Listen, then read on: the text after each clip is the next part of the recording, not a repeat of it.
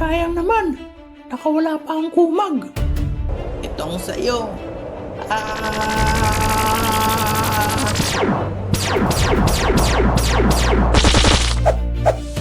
Naku, lagot na.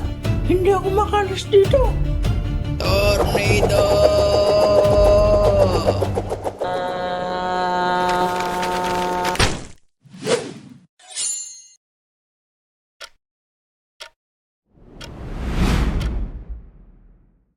Ang tagal naman ni ma'am, late na naman siya. Tapos, pag ako naman yung na-late, galit na galit ka agad. Oy, Gurin. Huh? Ikaw pala yan, Noah. Bakit mag-isa ka lang dito? Bakit ayaw mo maglaro dun sa labas? Kasi hinihintay ko pa si ma'am. Baka biglang dumating siya. Bumili muna tayo ng palamig dun sa labas. Ang aga pa eh. Wala na akong pambili mamayang recess natin. Ayos lang yan. Magtubig na lang tayo mamaya. Siya, sige na nga. Bogart, laban tayo ng gagamba. Ayoko nga. Baka mag-iyak ka na naman katulad ng dati. Hindi na. Malakas na tong gagamba ko. Sabi ng lolo ko, malakas daw to. Saan mo ba nakuha yung gagamba mo? Nakuha ko to dun sa bahay ng lolo ko. Sigurado makakabawi na ako sa'yo. Ang yabang mo naman. Patingin nga. Hindi po ako malakas. Mahina lang po ako. Malakas ba yun? Mukhang may sakit yan eh. Dami mo pang sinasabi. Maglaban na lang tayo. La la la la la, pili na kayo ng banana Q. Masarap ito at bagong luto. Mura-mura lang, 5 piso. Okay nga yun, wala tayong assignment eh. Bakit ba laging dala mo yung bag mo, Noah? Siguro marami kang pera dyan, no? Wala naman. Lagi kasi nawawala yung lapis ko eh. O ano mga totoy? Bibili ba kayo? Opo, Aling Manay. Pabili po kami ng palamig. Sandali lang ha. At tapusin ko lang tong tinutuhog ko. A few moments later. Aling Manay, meron po ba kayong puno ng saging dyan? Kasi kanina pa po kayo tuhog ng tuhog eh. Ilan ba yung bibilhin mo? Isa lang po, Aling Manay. Ito po yung bayad. Ay utoy, 3 piso na ang palamig ngayon. Ang mahal naman, ibabalik ko na lang po yung piso bukas. O siya, sige na nga. Eto ng palamig mo. Salamat po, Aling Manay. Ako din po, isa, Aling Manay. Huh? Ayun pala si Bogart at si Tikoy eh. Hala, talo na naman gagamba ko. Ano ba yan? Ho ho ho. Paano ba yan bao? Talo na naman ang gagamba mo. Baka mag-iyak ka na naman. Sabi ko naman sa'yo, di mo nanalo ang gagamba mo sa speedong 1 ko. Dahil ito ang pinakamalakas na gagamba. Kaya sabihin mo sa lolo mo, mahina lang ang gagambang bahay. Ha ha ha. Wow, ang lakas naman ng gagamba mo, Bogart. Oo naman, nahuli ko ito sa bukid namin. Gusto ko din yan, Bogart. Paano ba manghuli niyan? Mahirap mahuli to. Bihira lang kasi yung may number 1 sa likod. Kung gusto mo, meron pa akong gagamba rito. Malakas din to. Bili mo na lang 5 piso. Ha? Ang mahal naman yan, Bogart. Malakas naman to eh. Saka wala na kasi akong baon. Pag mabilhin, Guren, wala ka ng pambili mamaya ng pagkain. Ano Guren? Bibilhin mo na ba? Oo, Bogart.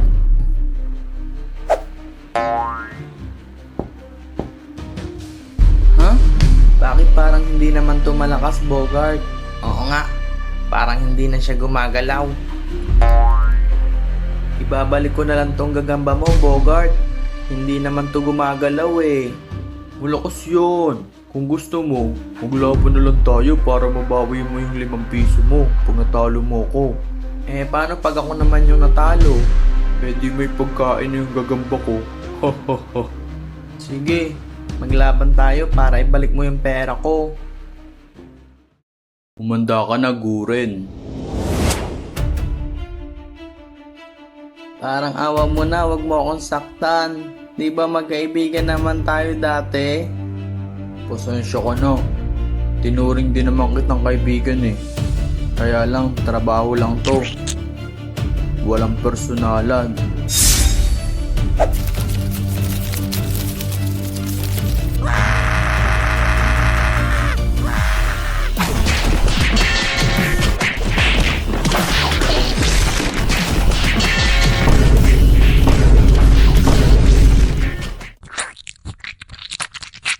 Hala, andaya naman, Bogart. Sabi mo, malakas yung binenta mo sa akin. Bakit patay kagad? Malakas naman talaga yun eh. Kaya lang, mas malakas yung gagamba ko. Hayaan mo na, Guren. Manghuli na lang tayo ng gagamba. Maraming malalakas na gagamba doon sa bukid ng lolo ko.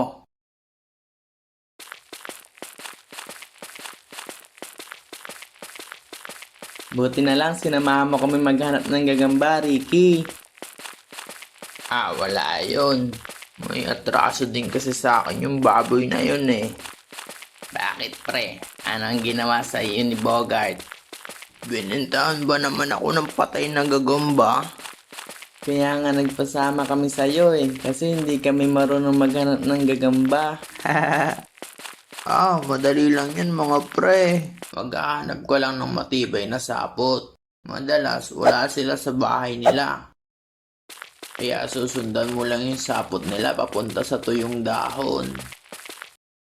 Aba, ayos, may sapot. Nasaan na kaya ang laman nito? Nandiyan ka lang pala ha. Swerte, ang laki nitong gagambang ito. Mukhang matapang pa. Sa bukid walang papel, uy! Ikuskus mo sa pilapil, uy! Ha? Sinakain ko rin ba yun? Saan kaya pupunta ang mga takmol na yun? Kaya nyo ba to mga pre? Noah, bumaba ka dyan, baka mahulog ka. Mga pre, ayan pala si paring Tikoy eh. O mga pre, saan ang lakad nyo? Nagpapahinga lang kami saglit. Tapos pupunta kami sa bukid ng lolo ni Noah. Maghahanap kami ng gagamba para makabawi kami kay Bogart. Ay, ganun ba? Sige, sumakay na kayo dito para makasama ako sa inyo. Ayos lang ba? Mukhang pagod na yung kalabaw mo eh. Hindi sa akin to. Nakita ko lang kasi nakatali mag-isa doon sa puno. What? Kaya ginala ko muna. Ayos lang ba sa'yo, kalabaw? Oo nga. Yun naman pala eh. Tara na mga pre. Ano ba yan? Kanina pa ako dito, wala naman ako mahanap na gagamba. Aba ayos. May nagpapalipad ng sapot. Sabi ni Ricky, sundan ko lang daw yung sapot para makita ko yung gagamba. Ang haba naman itong sapot na to. O, paring Guren. Bakit parang nakakita ka ng multo dyan? Ibang gagamba kasi yung nakita ko eh. Nakakatakot. Kuhanin mo na kung ganun. Baka malakas yan. Ay, wag na lang. Baka matetano pa ako nun.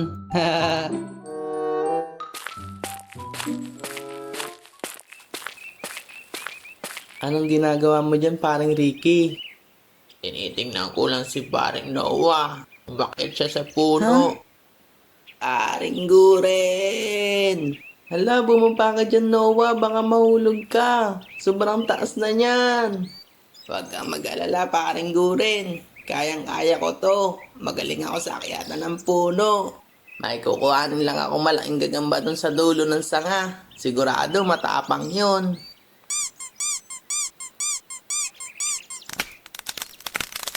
Ang hirap naman itong abutin.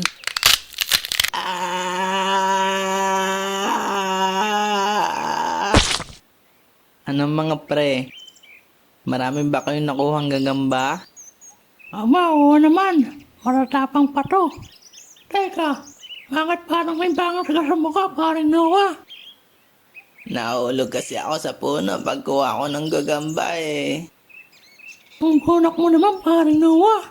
Nahulog ka pa doon? Ang yabang mo naman, Tikoy. Baka mahina naman yung mga nakuha mong gagamba. Maglaban na lang kayo para magkaalaman na kung sino talagang mas matapang na gagamba. Hindi ako magpapatalo sa'yo, Bonak. Dahil malalakas ang mga gagamba ko.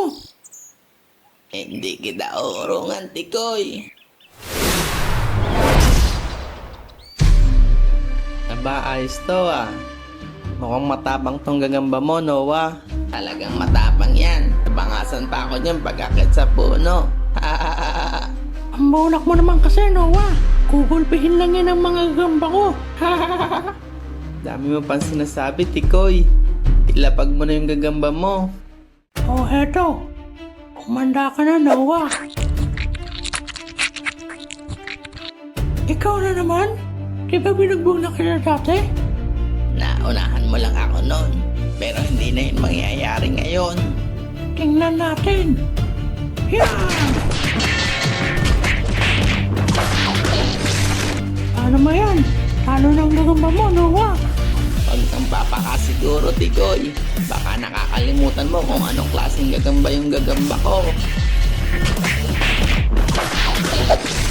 Muntik na naman ako doon ah. Buti na lang nakatalon ako. Wow, ang lupit. Ngayon lang ako nakakita ng ganong gagamba. At kung hindi ka ba nakasubscribe, Lods, abay subscribe na para sa part 3. Sayang naman. Nakawala pa ang kumag. Hindi mo na ako basta-basta mahuhuli. Itong sa'yo.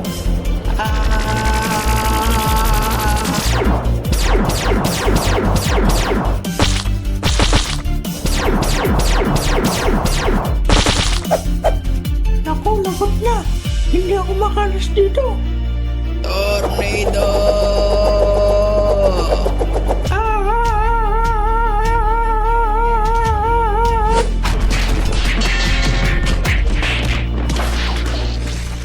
Yo, salamat sa pagsubaybay mga Lods! Kung nagustuhan niyo ang video natin, baka naman pwede niyo akong suportahan sa pamamagitan ng pag-like at pag-subscribe. Kita-kita tayo sa mga susunod pa nating kwento mga Lods. Paalam!